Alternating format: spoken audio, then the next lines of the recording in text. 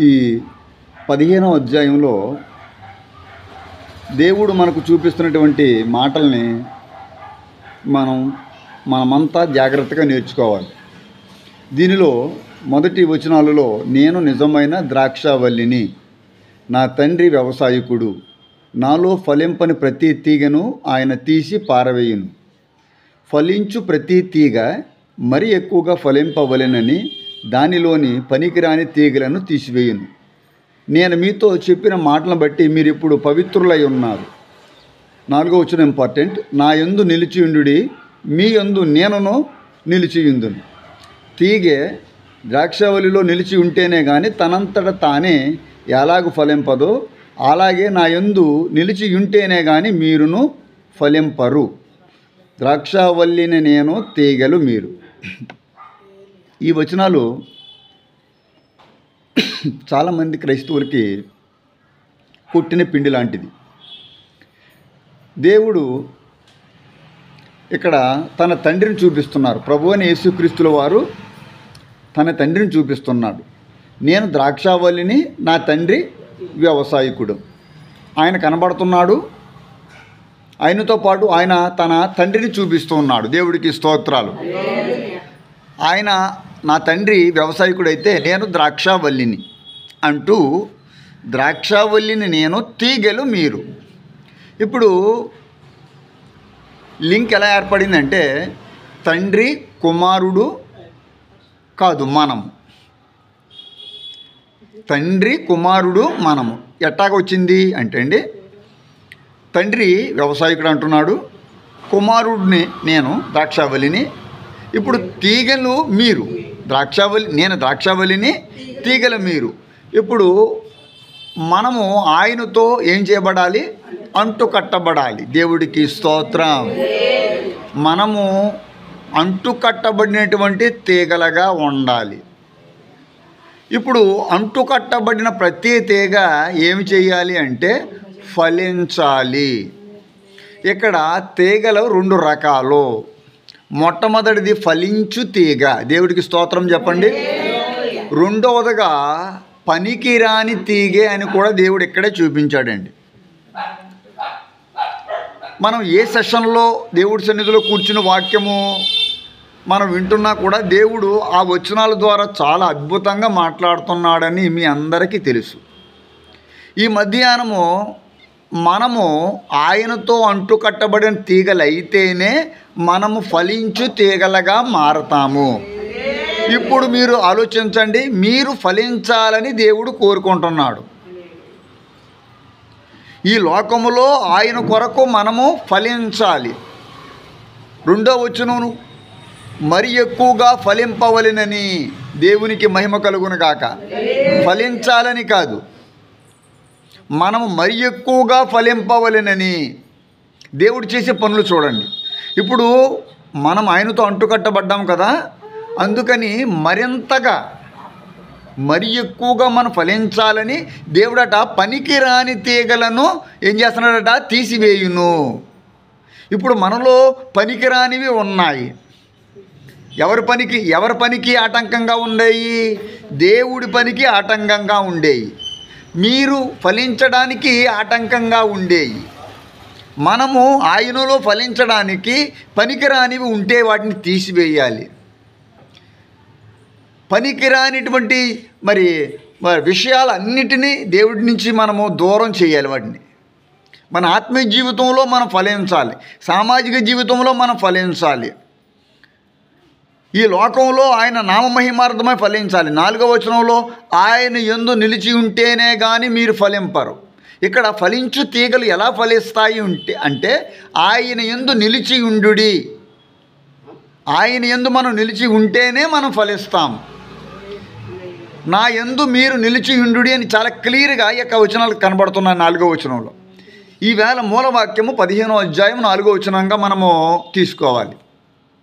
ఇక్కడ దేవుడు అంటున్నాడు, ఇక్కడ చక్కనటువంటి మాటలు, నా యందు మీరు నిలిచి ఉండుడి, మీ యందు నేనను కూడా నిలిచి ఉంటాను. నిలిచి ఉండటం అనేది ఈ మధ్యాహ్నము ప్రతి క్రైస్తవుడు, ప్రతి విశ్వాసి నేర్చుకోవాలి. నిలిచి ఉండటం, దేవుడి కొరకు కనిపెట్టడం. దేవుడి కోసం ఎదురు చూడటం. దేవునికి మహిమ కలుగును గాక. ఎవరైతే ఆయన యందు నిలిచి ఉంటారో 5వ వచనంలో చూసుకోండి, బహుగా ఫలించును.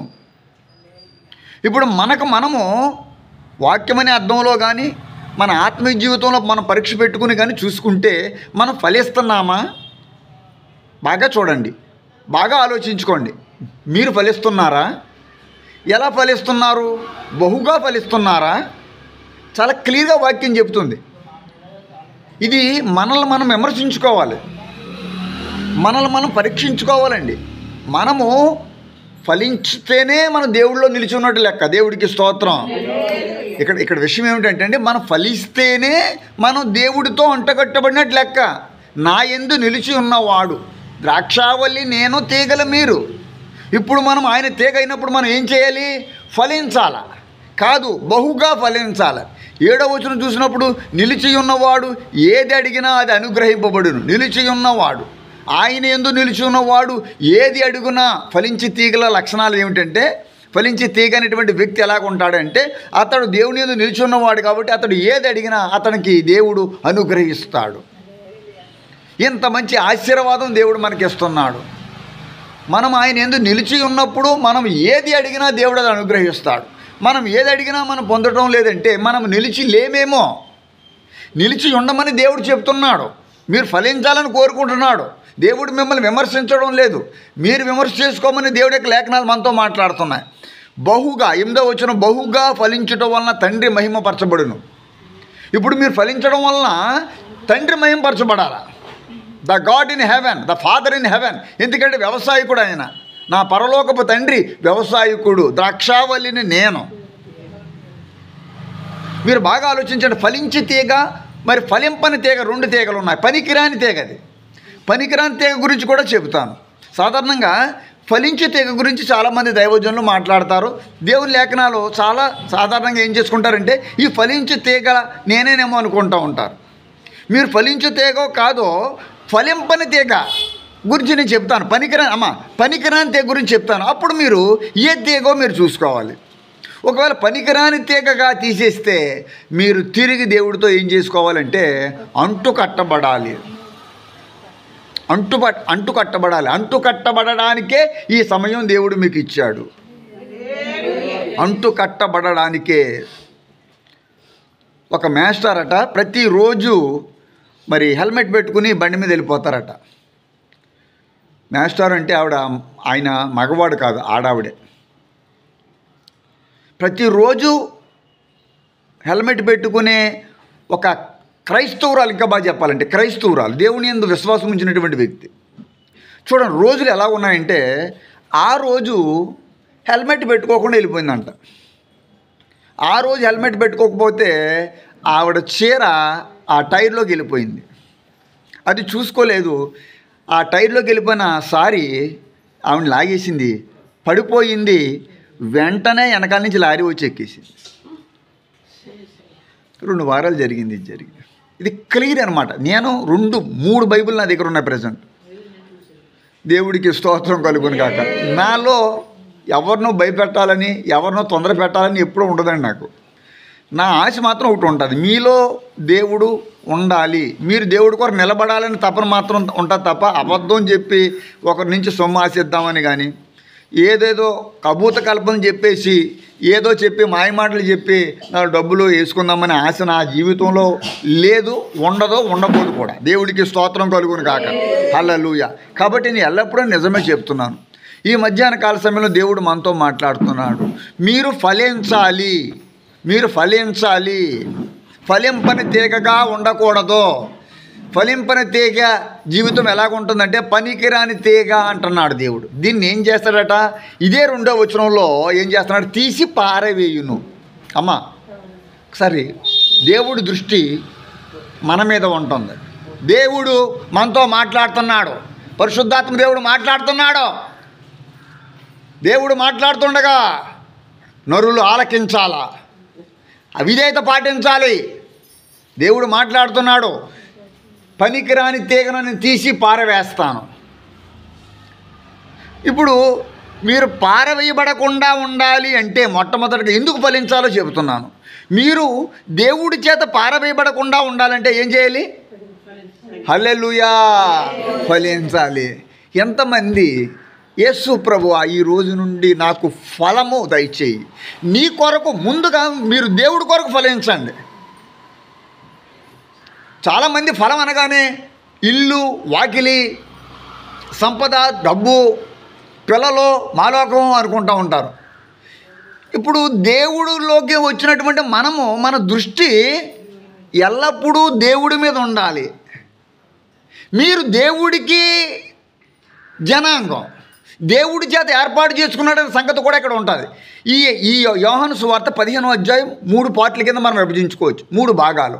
1 నుంచి 8 వచనాలు ఒక భాగము, 9, 10 వచనాలు ఒక భాగము, అదేవిధంగా 11 నుంచి 26 వచనాలకు ఒక భాగం. 3 భాగాలుగా ఉంటున్నాయి. ఈ మొట్టమొదటి 8 వచనాలు చదివినప్పుడు ఏమి దేవుడు చూపించాడంటే ఫలించు తీగ గురించి మాట్లాడుతున్నాడు. దానిలోనే ఇంక్లూడ్ చేసేసాడు ఫలింపని పనికిరాని తీగ. పనికిరాని తీగని ఏం చేస్తాడట? తీసి ఉందమ్మా, అక్కడ ఉందా, తీసి పారవేయి. ఇంకా ఆయనకి ఇష్టం. ఇప్పుడు మీ ఇంట్లో పనికిరాని వస్తువు ఒక ప్లాస్టిక్ డబ్బా కానీ, లేకపోతే బాగా పగిలిపోయినటువంటి ఒక గాజుది కానీ ఉన్నప్పుడు దాన్ని ఎవరో వాడుకోరు. వెంటనే ఇంట్లో పెద్దలు కూడా అంటారు, ఎందుకమ్మా చెత్త చెదారం ఇంట్లో పెడతావు, అదిగో ప్లాస్టిక్ వాడు వచ్చాడు, వాడికైనా అమ్మే, లేకపోతే బయట పాడేమ్మా బాబు నీకు దండం అంటారు. మనకే చిరాకు వస్తుంది. మనం ఏదనుకుంటాం, దాంట్లో మొక్క పెంచుకుందామని, తొక్క పెంచుకుందామని, ఇంకోటి పెంచుకుందామని ఆశపడతాం, ఏదో చూస్తాం. కానీ అది నొలిపెక్కిపోయి, జిడ్డెక్కిపోయి, పగిలిపోయి వరస్ట్గా తయారైన తర్వాత కానీ మనం దాన్ని బయట పాడేయం. ఇప్పుడు మీ పనికిరాని వస్తువులు మనం ఏం చేస్తామంటే బయట పాడేస్తున్నాం. ఆలోచించండి మీరు. అలాగా దేవుడు చేత మనము పారవేయబడకూడదు. పారవేయబడకూడదంటే మనం దేవుడి కోసం, అమ్మా మీరు ఏదో వాక్యం వినడానికి వచ్చి 4 మాటలు వినేసి వెళ్ళిపోతే ఆశీర్వాదం వచ్చేస్తుంది అని అనుకుంటే అది కొంత మటుకు నిజమే. కానీ దేవుడు వాక్యం వినటం వల్ల వచ్చే దీవెనలు ఉన్నాయి, లేకపోలేదు. కానీ పూర్తి స్థాయిగా ఆశీర్వాదం మీకు రావాలంటే వాక్యాన్ని వినటము, దాన్ని ముందు అర్థం చేసుకోండి. తర్వాత మీరు ఆటోమేటిక్గా మీరు అర్థం చేసుకున్నారనుకోండి వాక్యాన్ని, మీరు ఏదో రోజుని దాన్ని పాటించడం ప్రారంభిస్తారు. దాని అవసరత మీకు తెలుస్తుంది. పలానా రోజుని పలానా దైవజనుడు ఇలా చెప్పాడు కదా, సరే ఇలా చేద్దాం. చెప్పినంతకాలం ప్రార్థన చేయరు. ఏదో రోజు రోగమో, జబ్బో, వ్యాధో, బలహీనతో పడిపోవడం ఏదో జరుగుతుంది. అప్పుడు కానీ మీ కాళ్ళు మోకాలు వేయవు. అన్నిటికంటే గొప్ప స్టెప్ ఏంటంటే మోకాలు వేసి ప్రార్థన చేయడం.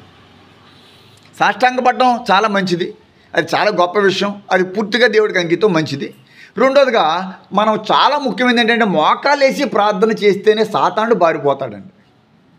మీరు సాతాన్ని ఎలా వెళ్ళగొట్టాలో నేను చెప్తున్నాను. దేవుడికి స్తోత్రం.